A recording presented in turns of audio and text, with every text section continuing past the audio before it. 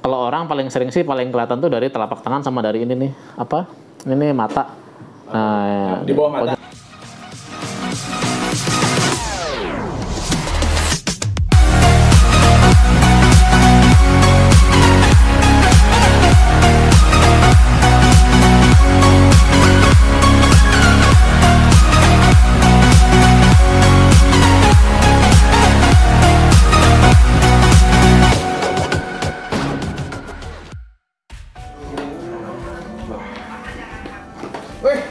Dok, Mak. Halo.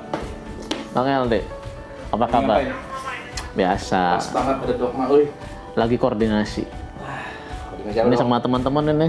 Oh, gitu. Lagi pura-pura sibuk. Oh, gitu. Yes. Tuh. There is Banyu and this is Nova. Wah. Oh, Nova, are you fine? I'm fine. Yes. Always. You're fine. Apa? Lu tumben baru datang nih, lagi dari mana sih tadi? Tadi ke perasaan dari sono, Yo. dari lapangan. Oh. Habis dari apa? Makan. Entah kenapa tangan gua agak pucat gitu, Dok. Ininya putih. Apa ya? Kayak gimana ya? Sakit pusing gitu, Dok. Putihnya tangannya doang atau kepala atau wajahnya doang? Serius gue. Nggak serius gue. Aduh. Kan zaman sekarang tuh banyak orang yang wajahnya putih, lehernya agak gelap. Itu kan gara-gara skin caret.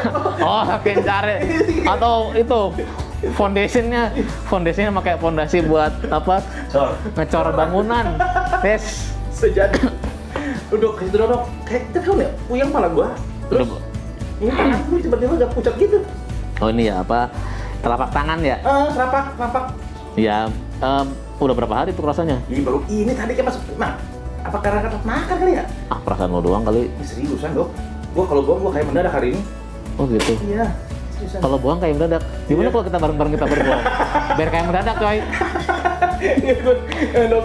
Aduh, ada obatnya, Dok. Apa gitu? Ya kalau ada keluhan lain nggak? Misalkan kan lo pucet nih. Ada keluhan lain nggak? Misalkan sering lemes, pusing. Nah, pusing ya. Nih gua sekarang lagi pusing nih. Tapi pusing selain tanggal tua ya. Selain tanggal tua lo itu. Ya. Biasanya ini sih kalau tangan pucat. Tangan pucetnya misalkan kan gini nih. Kadang-kadang kita kan ini mungkin kelihatan ya. Kalau di syuting kan kadang-kadang kita tuh suka tangan kita kan suka ada kayak merah-merahnya gitu ya. Terlepas kita kulitnya warna hitam, putih, merah segala macam sih ya kan mesti ada kayak merah-merahnya kan menggambarkan bahwa di sirkulasi darah itu di tubuh kita kan normal gitu loh kan dia kelihatan gitu kan. Cuma kan ada waktu-waktu tertentu biasanya kalau orang paling sering sih paling kelihatan tuh dari telapak tangan sama dari ini nih apa? Ini nih mata. Nah, di bawah mata. Konjungtiva kita bahasa medisnya itu konjungtiva. Nah, ini di bawah mata tuh. Nah, itu tuh kelihatan lebih pucat gitu kan. Nah, itu biasanya sih penyebabnya paling sering karena anemia biasanya mah. Anemia, berarti kurang darah gue ya? Anemia itu kurang sel darah merah lebih tepatnya. Kan darah itu kan ada berbagai macam komposisi. Ada sel darah putih, merah, ada trombosit, ada plasma darah segala macam kan. Nah, kemungkinan sih mungkin ada sel darah merahnya. Lebih tepatnya ke hemoglobin Hb. Kan suka dengar kadang-kadang kalau kita ke rumah sakit atau ada saudara atau keluarga yang sakit pasti itu HB-nya rendah, harus ditransfusi, itu anemia segala macam gitu kan. Nah itu lebih ke sel darah merahnya yang kurang dari tubuh. Jadi itu yang menimbulkan kitanya kelihatan lebih pucat. Jadi kayak telapak tangan kan jadi kelihatan sih kadang-kadang nggak kelihatan seger gitu, lebih kayak pucat, atau di bawah mata ini di yang kelopak mata yang dalam itu kelihatan lebih pucat. Kadang-kadang kalau yang sampai yang agak parah itu pasti di mukanya kayak kelihatan lebih tua. Ya enggak tua sih kan itu lo itu lebih pucat gitu kan ya. Itu Anda jangan mencerminkan diri Anda sendiri gitu. Ini bukan gue yang bilang, lo yang ngomong ya tuh. Aduh bener, gue pusing banget, Dok. Nah, pusing terus ya, tangan pucat, agak keringetan juga. Keringetan sih nggak terlalu ini spesifik sih, paling sering sih itu. Kemungkinan sih kalau itu kemungkinan ya lo ada anemia. Ya anemia itu biasanya kalau kita sering ngomong tuh paling gampangnya sih kalau kita bilang kurang zat besi kali ya dalam tubuh gitu kan. Nah itu yang bikin anemia kan. Jadi keluhan itu lemas, pusing, pucat. Apa faktornya apa ya, Dok?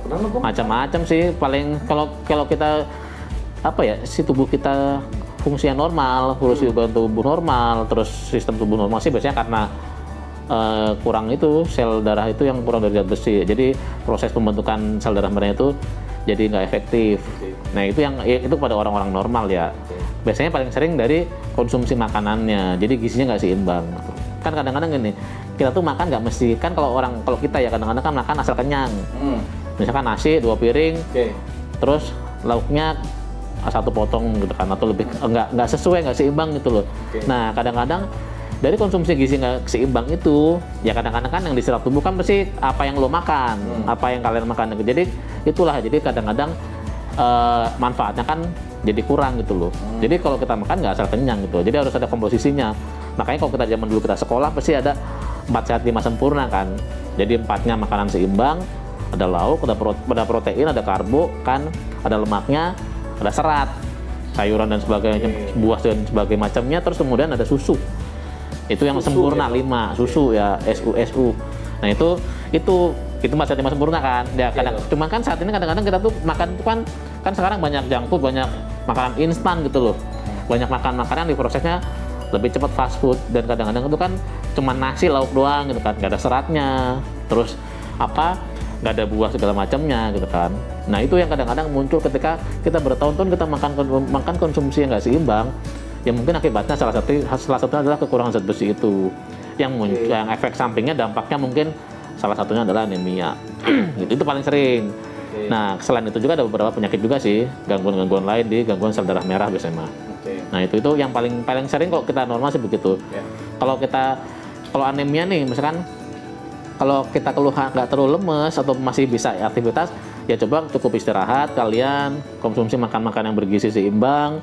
Nah nanti kan terus ketika nanti sudah mulai pulih berarti ya itu oke. Tapi ketika berlanjut ya kalian mesti ke dokter, nanti kan diperiksa. Paling gampang kan nanti biasanya kalau kalian anemia itu dicek lab, nanti cek darah lengkap itu ya, nanti ada muncul di HB namanya hemoglobin tuh pasti dia di bawah nilai normal gitu kan. Di bawah nilai normal itu nanti makanya jadi lemes gitu kan. Jadi kan karena fungsi HB kan dia buat darah ini kan fungsinya buat alat transportasi tubuh.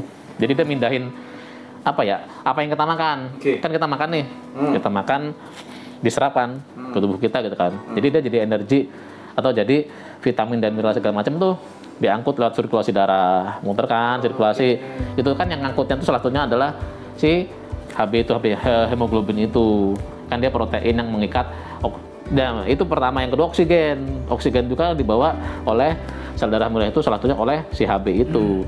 Jadi kadang-kadang dampaknya pasti lemes, pusing, karena mungkin ketika si sel darah merah berkurang kan otomatis yang ngangkut oksigen dan energi kan dia kurang tuh pasukannya kan.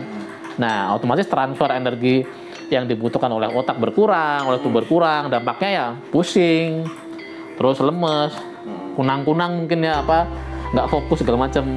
Itu salah satunya. Jadi kalau udah perasa seperti itu ya sebaiknya cek ke dokter, nanti diperiksa, nanti dicek lab. Kalau memang anemia sel darahnya rendah ya ntar akan dicari tahu penyebabnya apa. Apakah dari hanya kurang gizi doang, atau dari masalah lain, ada penyakit-penyakit lain yang berhubungan dengan sel darah merah tersebut. Gitu guys. Berarti yang gua harus lakuin sekarang apa nih dok? Apa gua langsung ke dokter klinik ke Bukujang aja? Ke Bukujang. Yang pertama berdoa biar cepat sembuh. Yang kedua kita berobat ke klinik Bukujang, nanti diperiksa. Biasanya paling simpel kok guys. Pokoknya kalian hanya cukup cek lab. Nanti kalau labnya seperti apa, nanti biasanya kalau ke dokter lebih lanjut nanti akan dijelaskan step by stepnya. Kalian kan nanti ada juga. Jadi kalau kalau sebaiknya sih kalian diperiksa dulu sebelum kalian mengkonsumsi suplemen. Kalau makanan bergizi oke, tapi kalau suplemen yang buat nambah darah kan harus dibuktikan dulu ya secara laboratorium. Kalau misalkan benar nih emang anemia, oke, kalian bisa suplemen buat penambah darah. Kalau misalkan masih belum ya minimal kalian makan bergizi lah. Jadi biar nanti tepat sasaran dulu guys. Itu Bang LD. Oke, berarti gue antar dari sini, antar gue ya dok ya? Iya, nanti gue antar ke klinik ya? Iya. Sip. Oke dok, mudah-mudahan bermanfaat guys, udah kan. Jangan lupa ya guys, subscribe di YouTube-nya Dok Matanya, always udah kan. Sama like and comment, terus udah itu selalu stay tune di Dok Matanya.